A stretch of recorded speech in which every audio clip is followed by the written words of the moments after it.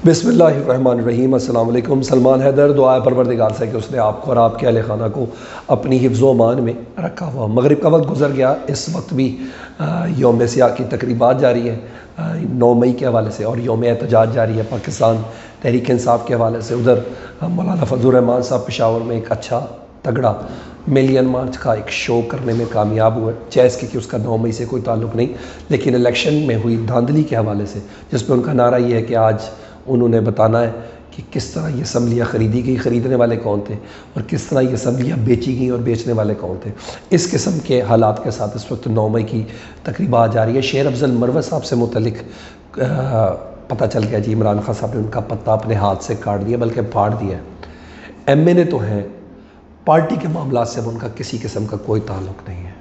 आज जो डायरेक्ट इमरान खान साहब का बयान है शेर अफजल मरवत साहब से मुतल्लिक, उसकी तफसील भी बतानी है।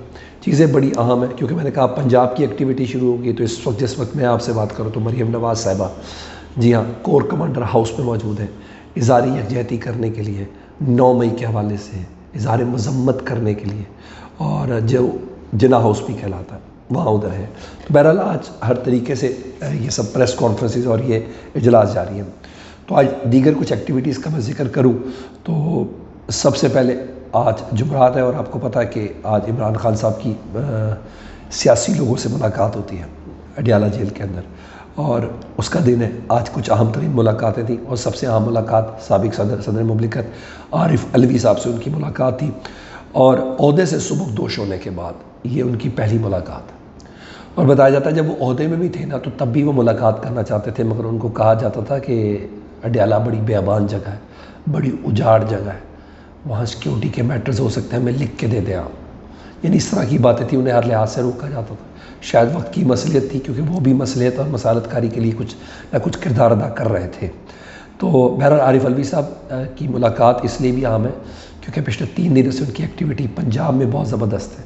मंसूरा में वो जमात इस्लामी के अमीर से मुलाकात की उन्होंने। अच्छा जी, इसके अलावा राना 9 मई के जो हवाले से जो लोग पाबंद सलासल, उनकी फैमिलीज़ यास्मीन राशिद और दीगर के वो घरों में भी गए थे, और ये थी। इसके अलावा दीगर कुछ सियासी लोगों में शिबली फराज साहब की मुलाकात थी, रऊफ़ हसन जो तर्जुमान है, आमिर डोगर, गौहर अयूब, इनसे भी उनकी मुलाकात हुई है। तो मुझे ऐसा लगता है कि आरिफ अलवी साहब का नाम मुफाहमत और मसालत का किरदार हो सकता है। और ये मुलाकातें जिसमें जमात इस्लामी, आपको पता है आरिफ अलवी साहब पाकिस्तान तहरीक इंसाफ में आने से पहले जमात इस्लामी के बड़े ज़बरदस्त कारकुन थे, तो जमात इस्लामी के साथ उनकी मुलाकात बड़ी चीज़ मैटर करती है। आज़ाद कश्मीर के साबिक वज़ीर आज़म सरदार अब्दुल क़य्यूम भी इमरान खान से मुलाकात करो। आज़ाद कश्मीर से मुतलिक मैं आपको बताऊँ, हालात सबसे ज़्यादा पूरे पाकिस्तान में जो कशीदा है ना 9 मई के हवाले से। मैंने बोला आज का दिन हसास भी है, DGISPR की प्रेस कॉन्फ्रेंस के बाद और पाकिस्तान तहरीक इंसाफ के उसके रद्दमल के बाद आज का दिन हसास है। और ये देखा गया है इस्लामाबाद में दफ़ा 144 है, ठीक है, जहाँ इस्लामाबाद में पाकिस्तान तहरीक इंसाफ ने रैलियों के लिए आज बाकायदा तौर पर ऐलान कर रखा है, ठीक है, वहाँ क्रैकडाउन अपनी जगह पर। लेकिन जिस वक्त मैं आपसे बात कर रहा हूँ, आज़ाद कश्मीर में हालात बहुत ख़राब है। पाकिस्तान तहरीक इंसाफ सड़कों पर है, और बहुत बड़ी तादाद में सड़कों पर है। हालात कशीदा, लाठी चार्ज हुई है, पकड़ धकड़ हुई है, और हैवी तौर पर, जी हाँ, इसको निपटने की कोशिश की हैवी हैंडेडली, ये हुआ है। और हालात इस हद तक कशीदा हो कि आज़ाद कश्मीर की हुकूमत ने वफाक से, इस्लामाबाद से FC की 5 कंपनियाँ तलब की। तो आज़ाद कश्मीर की अवाम आज यौम एहतजाज मना रही है 9 मई के हवाले से। मैं इसको अगर मुस्बत बैनों में लूँ तो इसको PTI जो यौम एहतजाज मना रही है वो इज़हार यकजहती है पाक फ़ौज से, कि हम नहीं थे सर उस दिन, प्लीज़ हम उस दिन नहीं थे, हम अपनी पाक फ़ौज के साथ भी, अपने शहदा के साथ भी हैं, प्लीज़। मुझे इसका क्यों ये मतलब लगता है, शायद मेरी सोच बहुत मुस्बत है, मुझे ऐसा लगता है। और हाथ कंगन को आरसी क्या, वो ख़ुद कहते हैं, इमरान खान साहब भी कह रहे हैं, उन्हें कहा जी जुडिशल कमीशन बना दे, जो सज़ा हमारी सज़ा, अगर हम हैं या पूरे प्लान तरीके से हुआ, ये जो कुछ भी हुआ, तो ऐसी पोजीशन है।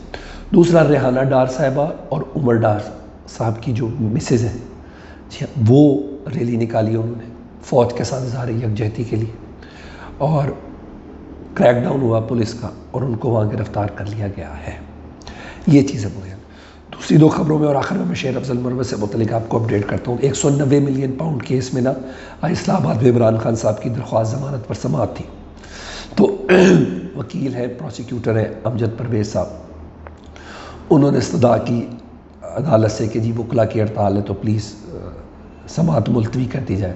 तो अदालत ने इनकार कर दिया। उन्हें कहा नहीं, आप अपने दलाल जारी रखें, और दलाल का हुक्म दिया और अब समाअत बरोज़ पीर के लिए मुलतवी कर दी गई। और शुनीद है कि पीर को इसकी ज़मानत नहीं तो फ़ैसला महफूज ज़रूर होगा 190 मिलियन पाउंड केस में। अच्छा, उधर 2 जजिस की तज़हीक का मामला है ना, उनकी किरदार कशी का मामला है। मुहिम जो यूनियन के ख़िलाफ़ हुई, जस्टिस बाबर सत्तार साहब, जस्टिस मोहसिन अख्तर कियानी साहब, लार्जर बेंच तश्कील दे दिया था कल इस्लामाबाद हाई कोर्ट ने। तो 2 लार्जर बेंच तश्कील थे, आज उसकी कास्ट लिस्ट जारी हो गई है। 14 मई बरोज़ मंगल 2 लार्जर बेंच समाअत करेंगे, लेकिन ये देखना है कि किस किस को तौहीद अदालत का नोटिस जारी होता है। मेरे लिए ज़्यादा अहम चीज़ ये है क्योंकि इनके इल्ज़ामात इतने तगड़े और वाकई जिस तरीके से इसमें इन्वॉल्वमेंट हुई है, ज़ाहिर किसी न किसी ने तो अपलोड किया है ना वेरीफाइड अकाउंट से, और कोई ना कोई ये चला रहा। खुरे सारे वैसे नून लीग के सोशल मीडिया की तरफ जाते हैं, और इसमें कुछ मैं आपको बता दूं हुकूमत के अंदर अहदेदार भी शामिल हैं।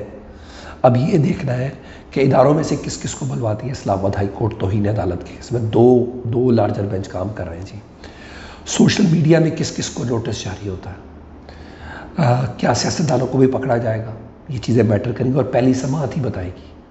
मैंने आपको कहा था कि पहली समाअत ही बताएगी कि केस किस हद तक लेके जाना है और कहाँ तक जाएगा और किस तरफ जाना है। तो समाअत ने ये बात मंगल तक इंतज़ार करें। बहरहाल ये भी बड़ा ज़बरदस्त चीज़ है जो केस है।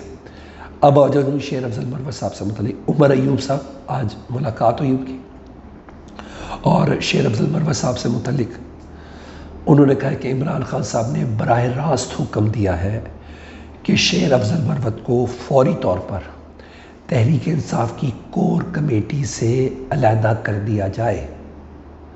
ना सिर्फ कोर कमेटी है, उसके बाद जो चंद रोज़ पहले सियासी कमेटी बनी थी, यानी वकला के उस ग्रुप से हट के उससे भी उनको अलहदा कर दिया जाए। यानी पाकिस्तान तहरीक इंसाफ के जो मैनेजरियल मामलात, फ़ैसला साजी की जो मामलात हैं, उससे शेर अफजल मरवत को अलहदा कर दिया जाए। क्योंकि शेर अफजल मरवत साहब से मुतल्लिक़ जो ख़बरें हैं, मैं बड़े कन्फर्म ज़राए से बात कर रहा हूँ।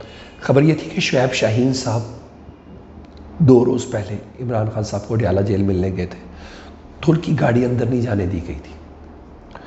और ख़बर है कि कुछ उनके पास डॉक्यूमेंट्री प्रूफ थे शुएब शाहीन साहब के पास शेर अफजल मरवत साहब से मुतल्लिक़। बहरहाल फिर शेर अफजल मरवत साहब से मुतल्लिक़ कोई कागज़ था जो इमरान खान साहब को दिखाया गया जिस भी तरीके से, जिसके बाद इमरान खान साहब ने ये फ़ैसला किया है।